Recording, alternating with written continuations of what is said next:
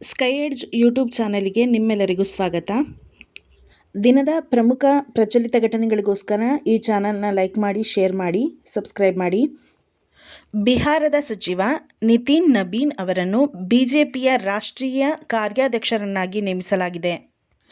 ಆಸ್ಟ್ರೇಲಿಯಾದ ಸಿಡ್ನಿಯಲ್ಲಿನ ಪ್ರವಾಸಿ ತಾಣ ಬೋಡಿ ಬೀಚ್ನಲ್ಲಿ ಹನುಕಾ ಯಹೂದಿ ಹಬ್ಬದ ಪ್ರಾರಂಭೋತ್ಸವಕ್ಕಾಗಿ ಸೇರಿದ ಅಪಾರ ಸಂಖ್ಯೆಯ ಜನರ ಮೇಲೆ ಬಂದೂಕುಧಾರಿಗಳಿಬ್ಬರು ನಡೆಸಿದ ಯದ್ವಾತದ್ವಾ ಗುಂಡಿನ ದಾಳಿಯಲ್ಲಿ 14ಕ್ಕೂ ಹೆಚ್ಚು ಮಂದಿ ಮೃತಪಟ್ಟಿದ್ದಾರೆ. ಹಿರಿಯ ಶಾಸಕ, ಅಖಿಲ ಭಾರತ ವೀರಶೈವ ಲಿಂಗಾಯತ ಮಹಾಸಭಾದ ರಾಷ್ಟ್ರೀಯ ಅಧ್ಯಕ್ಷ, ಕಾಂಗ್ರೆಸ್ ಮುಖಂಡ ಶಾಮನೂರು ಶಿವಶಂಕರಪ್ಪ ವಯೋಸಹಜ ಅನಾರೋಗ್ಯದಿಂದ ನಿಧನರಾಗಿದ್ದಾರೆ.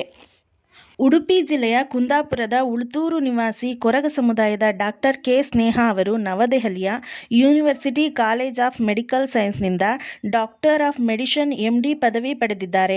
ಈ ಸಾಧನೆ ಮಾಡಿದ ಕೊರಗ ಸಮುದಾಯದ ಮೊದಲಿಗರು ಸ್ನೇಹ. ಮಹಾರಾಷ್ಟ್ರದಲ್ಲಿ 2012ರಲ್ಲಿ 2 ವರ್ಷದ ಬಾಲಕಿಯನ್ನು ಅಪಹರಿಸಿ ಅತ್ಯಾಚಾರ ಎಸಗಿ ಕೊಂದ ಪ್ರಕರಣದಲ್ಲಿ ಶಿಕ್ಷೆಗೊಳಗಾದ ವ್ಯಕ್ತಿ ಕ್ಷಮಾದಾನ ಕೋರಿ ಸಲ್ಲಿಸಿದ ಅರ್ಜಿಯನ್ನು ರಾಷ್ಟ್ರಪತಿ ದ್ರೌಪದಿ ಮುರ್ಮು ತಿರಸ್ಕರಿಸಿದ್ದಾರೆ. ಕಲ್ಯಾಣ ಕರ್ನಾಟಕದ 41 ಕರ್ನಾಟಕ ಪಬ್ಲಿಕ್ ಶಾಲೆಗಳಲ್ಲಿ ನೆಹರು ಸ್ಕೀಮ್ ಲ್ಯಾಬ್ಗಳನ್ನು ಸ್ಥಾಪಿಸಲಾಗುವುದು ಎಂದು ವಿಜ್ಞಾನ ಮತ್ತು ತಂತ್ರಜ್ಞಾನ ಸಚಿವ ಎನ್.ಎಸ್. ಬೋಸರಾಜು ತಿಳಿಸಿದ್ದಾರೆ.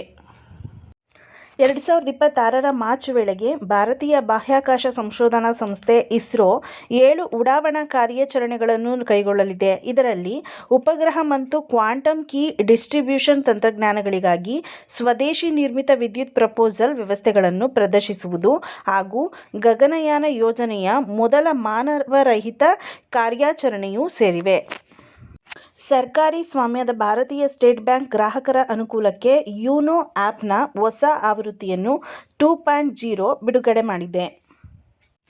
ಕಠ್ಮಂಡುವಿನ ಚಂಪಾದೇವಿ ಬೆಟ್ಟದಲ್ಲಿ ಚಾರಣ ಕೈಗೊಂಡಾಗ ದಿಢೀರ್ ಅಸ್ವಸ್ಥರಾಗಿದ್ದ ನೇಪಾಳದಲ್ಲಿನ ಭಾರತೀಯ ರಾಯಭಾರಿ ನವೀನ್ ಶ್ರೀವಾಸ್ತವ ಅವರ ಆರೋಗ್ಯ ಸ್ಥಿರವಾಗಿದೆ ಎಂದು ತಿಳಿಸಿದ್ದಾರೆ.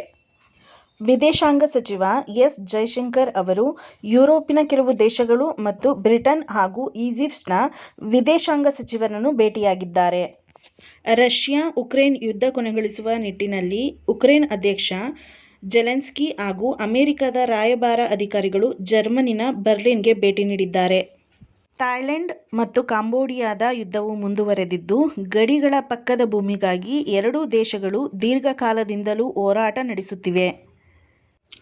ಗೋಟ್ greatest of all time tour ಅಂಗವಾಗಿ ಅರ್ಜೆಂಟೈನಾದ ಫುಟ್ಬಾಲ್ ತಾರೆ ಮೆಸ್ಸಿ ಮುಂಬೈಗೆ ಭೇಟಿ ನೀಡಿದ್ದು, ಸಚಿನ್ ತೆಂಡೂಲ್ಕರ್ ಹಾಗೂ ಸುನೀಲ್ ಛೆಟ್ರಿ ಜೊತೆಗಿದ್ದರು. ಅಗ್ರ ಶ್ರೇಯಾಂಕದ ಆಟಗಾರರಾದ ಉನ್ನತಿ ಹೂಡಾ ಹಾಗೂ Kiran George Odisha masters super 100 badminton ಟೂರ್ನಿಯಲ್ಲಿ ಮಹಿಳೆಯರ ಹಾಗೂ ಪುರುಷರ ಸಿಂಗಲ್ಸ್ನ ಕಿರೀಟ ವಿಜೇತರಾಗಿದ್ದಾರೆ. ಭಾರತ ಸ್ಕ್ವಾಷ್ ತಂಡವು ಇದೇ ಮೊದಲ ಬಾರಿಗೆ ವಿಶ್ವಕಪ್ ಜಯಿಸಿ ಸಾಧನೆ ಮಾಡಿದೆ.